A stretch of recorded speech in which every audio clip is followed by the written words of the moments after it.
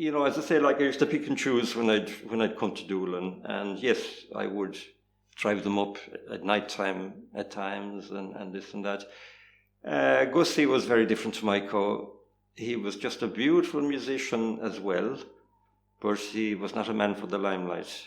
And the older people used to say that Gussie, when he was a young man, he was just an incredibly gifted and powerful musician. And I think he went through a few years maybe where he wasn't coming out that much. And I remember like in the 70s then, like realizing that, oh yeah, Gussie Russell is coming back down again.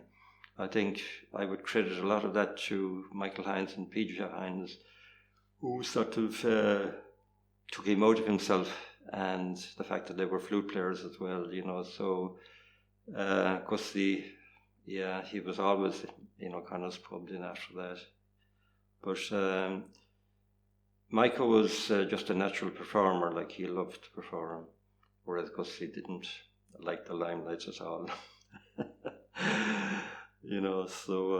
But talk about even visually, like to watch Gussie playing, like, God, it was just like watching art, because he had great hands, beautiful hands, and beautiful flute technique as well.